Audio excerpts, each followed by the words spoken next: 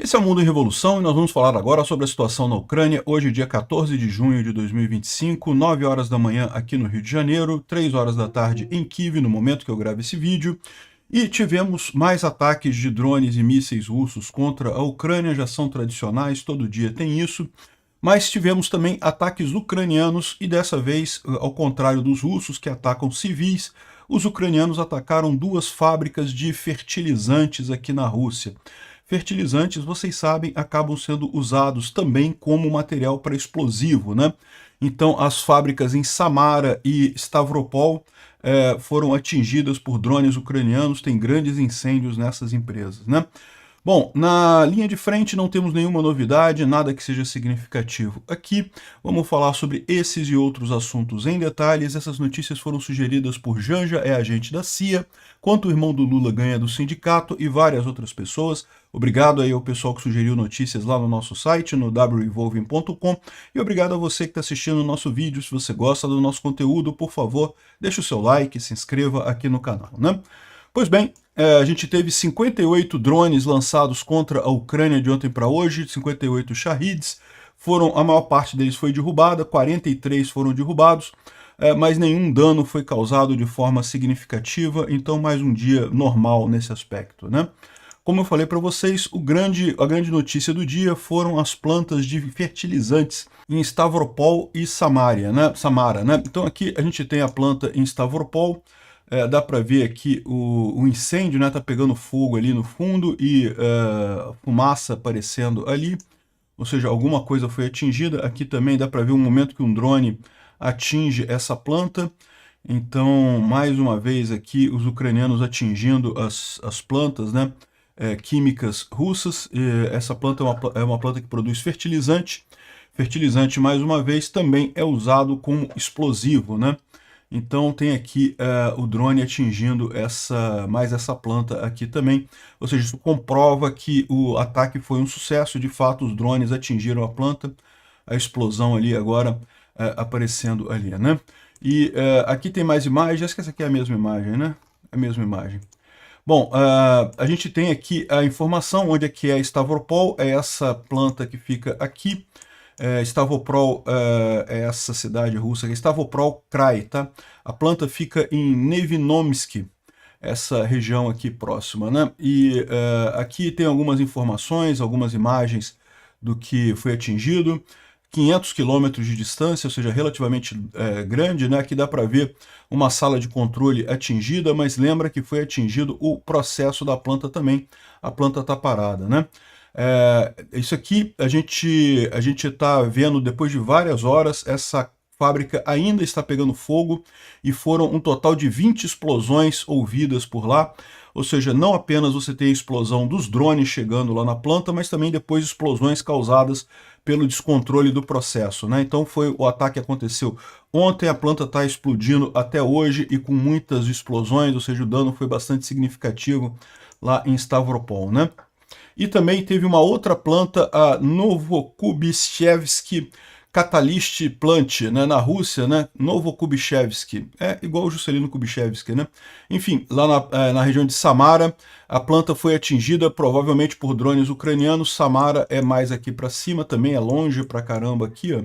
Bem longe o Oblast de Samara, aqui na Rússia, a cidade de Samara aqui, a cidade de Novokubishevsky está aqui, e também foi atingida por esses drones ucranianos. Aqui a gente tem a imagem da planta pegando fogo ali. Isso é uma ótima notícia, né? O Estado-Maior das Forças Armadas Ucranianas confirmaram a explosão nessas duas plantas. As duas plantas atingidas incluíram uma planta de NNK em Samara. Eu não sei o que é NNK, imagino que seja alguma substância química. E essa planta em Stavropol, que também produz componentes para explosivos, munição e foguete, né? São plantas, mais uma vez, de fertilizantes, mas que também produzem explosivos. Em época de guerra está sendo usada para produzir explosivos. As duas foram danificadas, né? Bom, ontem a gente falou que um Su-25 foi derrubado, né, que caiu, né? A gente falou inclusive que não sabia se ele tinha caído por acidente ou se tinha sido derrubado por alguma defesa antiaérea ucraniana. E agora a gente tem aqui com esse vídeo a informação do que aconteceu. Foi o colega do russo que derrubou ele. Olha só, vem os dois aviõezinhos russos aqui, ó. Então, eles vão fazer um lançamento de foguetes. Estão os dois aviões, dois Su-25 russos, e um deles lança um foguete que atinge o outro. Ou seja, aqui, ó, nesse momento aqui, eles passam perto da câmera, começam a jogar os foguetes, e aqui, ó, um foguete lançado por esse daqui acabou atingindo o outro. O piloto, ele tá vivo, tá, mas ele sofreu um acidente sério, tá? Ele ejetou aqui, o paraquedas dele aqui em cima, ele ejetou antes da queda, mas foi uma altura, quando é altura pequena, é o contrário, né? As pessoas acham que quando você salta de paraquedas de muito alto é que é o problema. Não, o problema do paraquedas é quando você salta de baixo, porque não dá tempo do paraquedas desacelerar a sua queda o suficiente, você acaba impactando com muita força no solo, né?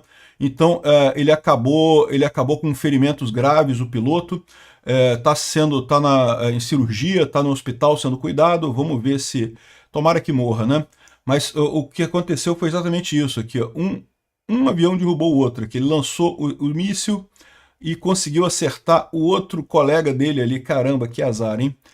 Que azar não, meu amigo, é karma que chama isso, karma. O pessoal vai lá na Ucrânia para matar pessoas, para destruir famílias, para invadir um país pacífico, aí o karma pega esse pessoal, né? Bom, também tivemos ontem a informação, a gente já tinha falado ontem, de um ataque aqui na Ucrânia temporariamente ocupada, próximo de Donetsk, na cidade de Makivka, né? A gente falou ontem que Makivka foi atingida por um ataque ucraniano, no caso de um ataque de HIMARS, né? E agora a gente tem informação de que foi um comboio russo atingido por HIMARS na manhã de ontem e em Donetsk, e estava levando pessoas, né, soldados, né? Todos os veículos tinham veículos de licença preta, que é licença militar, e pelo menos um corpo de um soldado russo em uniforme é visível próximo do comboio, né? Então eu não posso mostrar muito aqui essa coisa aqui, porque né, vai aparecer corpos aqui, coisa e tal, mas dá para ver aqui que eram ônibus de transporte de tropas militares. Os ucranianos descobriram isso e decidiram acelerar o processo dos russos, né? Normalmente os soldados russos vão até a linha de frente, morrem lá na linha de frente, aí aqui já foi acelerado o processo, eles já foram despachados já na retaguarda antes de chegar na linha de frente, né? Aqui, ó, tem mais imagens são mostradas aqui. Infelizmente eu não posso mostrar a imagem porque aparecem corpos, né? E também tem caminhões aqui com suprimentos e coisa e tal, então não eram só soldados, também tinha munição, também tinha equipamento militar russo, e felizmente o processo foi todo acelerado para esse pessoal ali em Makivka, né? Bom, além disso, a gente tem algumas imagens aqui de ucranianos fazendo ataques com drones dentro de tubulações aqui. Repara como é que estão os gasodutos, os oleodutos que passavam pela Ucrânia ali na linha de frente, já estão todos destruídos completamente. Mas a verdade é que na linha de frente, mais uma vez, não temos nenhuma novidade. A gente vê aqui, mais uma vez, em Sumy, né, os ucranianos tomando mais um pedacinho aqui. É pequeno, é verdade, mas mostra muito mais o fato de que os russos não estão avançando mais, né? Ou seja, como a gente tinha previsto, os russos iriam conseguir avançar um pouquinho, mas iriam parar nas posições defensivas mais fortes ucranianas, e aqui não conseguiriam avançar, ou seja, eu sempre deixei claro que isso aqui não é um problema, né? Agora, na região de Pokrovsk, isso daqui na verdade é Toretsk, desculpa, isso aqui é na região de Toretsk, houve algum avanço russo aqui, mas mais uma vez um avanço ridículo em termos de área, muito pequeno e sem nenhuma importância estratégica. E também aqui na região de Constantinopla, que também não é Pokrovsk, tá? Pokrovsk está aqui para cima. Os ucranianos avançaram um pouquinho aqui, em compensação os russos avançaram um pouquinho aqui e mais um pouquinho aqui também, mas nada disso daqui é relevante do ponto de vista estratégico, nada disso daqui faz diferença no final das contas. Eu estou tentando achar aqui a fronteira com Dnipro, é mais para cima aqui, é mais para cima. Os russos estão fazendo muita força para chegar na fronteira de Dnipro, porque querem dizer que estão em mais uma região ucraniana, mas isso não quer dizer nada absolutamente, né? Se chegarem lá, não chegaram ainda, né? Bom, a gente tem também a imagem aqui de um novo carregamento de Wild Hornets, que são um tipo de drone que a Ucrânia tem usado. Parece que chegou mais um bom carregamento aqui para atazanar os russos lá, vai ser bem divertido isso daqui. Dá para ver aqui os dronezinhos todos, a quantidade de drones realmente é muito grande, né? O Wild Hornet é um drone kamikaze, ou seja, um drone que explode, né, chegando no alvo, e está sendo produzido em grande quantidade, é barato, então ele acaba sendo bastante útil nessa guerra lá na linha de frente, né?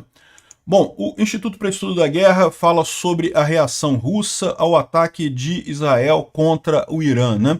Como eu falei para vocês, do ponto de vista da guerra da Ucrânia, a coisa é meio mista. Tem lados positivos e lados negativos nesse ataque. O que ninguém questiona é que Israel, evidentemente, tinha o direito de atacar o Irã. O Irã está chegando próximo de ter a bomba atômica, né? E isso seria um absurdo ali na região. Mas mais do que isso, lembra que esse ataque israelense é uma reação ao ataque do Hamas, né? O Hamas, os Houthis e o Hezbollah são grupos controlados pelo Irã, são todos ligados à Guarda Revolucionária Islâmica do Irã. Então é lógico que a única maneira de realmente acabar com esses grupos é matar a cabeça da cobra, né? A cabeça da serpente, que é o Irã, nesse caso, né? Esperamos que isso tenha sucesso e vai ter, lógico, mais tarde vídeo falando sobre a situação. Só para vocês terem uma ideia, ontem o Irã também atacou Israel, atingiu muitos prédios civis em Tel Aviv, teve mortes, teve feridos, ou seja, Tel Aviv viveu um dia de Kiev, né?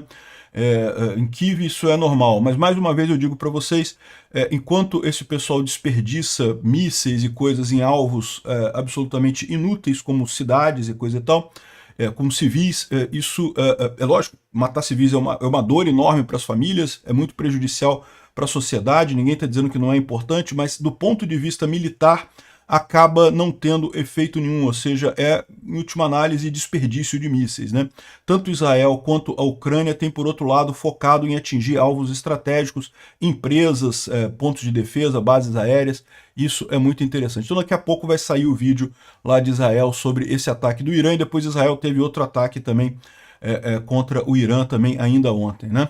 Bom, essa imagem aqui mostra a fila para inspeção na Ponte da Crimeia, né? Você sabe que a Ponte da Crimeia, os russos agora inspecionam cada veículo que passa na Ponte da Crimeia. E aí uma coisa chamou a atenção do pessoal aqui, ó. Desde aquela explosão dos pilares, você pode reparar aqui, só tem carro, não tem caminhão aqui. É aquilo que eu falei para vocês. A explosão pode não ter derrubado a ponte completamente, mas a explosão prejudicou a estrutura da ponte com certeza. Os russos não têm confiança de colocar caminhões pesados na ponte mais. E aparentemente está confirmado que a explosão foi do lado rodoviário, tá? Teve idas e voltas nisso daí, o pessoal dizendo que era do lado rodoviário, outros dizendo que era do lado ferroviário, coisa e tal, mas a conclusão final é que foi do lado rodoviário, o que faz sentido, porque como eu disse para vocês, o lado ferroviário já tinha sido atacado no primeiro ataque lá de novembro de 2022, desculpa, outubro de 2022, em que ficou danificado. Desde então a Rússia já não tem usado mais a ponte da Crimeia para trens de carga. Ainda passam trens de passageiros lá, mas trens de carga não passam mais justamente porque ela não tem capacidade estrutural. Mas a parte rodoviária, a parte dos caminhões, ainda estava sendo usado. Agora, com esse ataque, parece que a estrutura não suporta mais caminhões pesados. Se você reparar aqui, é uma longa fila e só tem carro, não tem um caminhão aqui. Nem carros maiores, picapes e coisa e tal, você não vê, mas picape é meio raro por lá. Picape é uma coisa muito americana mesmo. De qualquer forma, caminhões você não vê nessa fila, né? O que indica que realmente a estrutura foi abalada ali. Vamos torcer para uma tempestade mais forte, daqui a pouco esse negócio está caindo, né? Soldados da Bielorrússia, né, de Belarus, que estão lutando pela Ucrânia, eles estão querendo a cidadania ucraniana porque não querem voltar para Belarus, né? E de certa forma eles têm razão, né? Um brasileiro que vai lutar pela Ucrânia, ele pode voltar para o Brasil. Esses caras não podem voltar para Belarus, porque, né, Belarus é controlada pelos russos, ou seja, se eles voltarem para lá, vão acabar sendo mortos, né? E lógico, a gente sabe que o ideal seria uma troca de regime lá em Belarus, o Lukashenko cair. Eu acredito que o Lukashenko não dura mais muito tempo. No momento que a Rússia perder essa guerra, a Belarus vai se livrar da Rússia muito facilmente, né? Então o pessoal tá fazendo esse pedido, eu acho que é bastante justo, eu tenho certeza que o governo ucraniano está pensando na cidadania para isso daqui, né? E para os brasileiros que falam sobre isso, o fato de você servir no exército é sim um fator importante para você obter a cidadania ucraniana, mas não é tão simples assim, tá? Não basta você servir exército para ter a cidadania ucraniana, existem vários outros critérios lá. A maneira mais simples é igual aqui no Brasil, é você se casando com alguém lá, formando família lá, é a maneira mais simples de você obter a cidadania ucraniana. Mas uma coisa eu digo para vocês, tá? A Ucrânia, também como o Brasil, estrangeiros que moram aqui no Brasil, meio que, você é legal, você é ilegal, meio que não faz diferença. Não é como nos Estados Unidos, que as pessoas são perseguidas por serem ilegais, né? Você pode ter dor de cabeça se você não tiver cidadania, porque você não vai ter os documentos. Se você for, sei lá, pegar um empréstimo em banco, alguma coisa assim, você pode ter problema. Mas no dia a dia, a verdade é que não faz tanta diferença assim se você for legalizado ou não legalizado. Eu acho que o único país do mundo em que isso faz diferença é os Estados Unidos, talvez na Europa em algum momento faça diferença. Aqui no Brasil tá cheio de estrangeiro ilegal que fica aqui, enfim, não faz diferença, né? Na Ucrânia também é mais ou menos assim, ninguém vai te importar com você estar morando por lá, né? Bom, o comandante do Armat, que é a tropa de elite dos chechenos, né? Vocês sabem, os chechenos são muçulmanos, né? E ele está pedindo que a Rússia faça uma mobilização para atacar Israel. Tem um monte de gente lá na Rússia, os muçulmanos principalmente, querendo que a Rússia entre na guerra do lado do Irã, né? E aí que eu falo para vocês como é que o eixo do mal tá fudido, porque a Rússia tá fudida, meu amigo. A Rússia estava pedindo ajuda para o Irã e para a Coreia do Norte. E vai ajudar o Irã? Não tem nem como, né? Não tem nem o que fazer, né? Esse pessoal tá chorando aqui, querendo que a Rússia ajude, não sei o que lá. Não vai conseguir nada no final das contas, né? E a Rússia condenou o ataque de Israel ao Irã, mas ficou só nisso. Aliás, ficou igualzinho o Lula, né? O Lula tá no mesmo coisa. Eu fiz um vídeo lá no canal Ancapso criticando esse posicionamento do Lula, né? O Lula criticou o ataque de Israel contra o Irã, se colocando mais uma vez do lado de Rússia, Irã, Coreia do Norte, China e coisa e tal, se colocando no eixo do mal. Nós estamos fodidos aqui no Brasil, meu amigo.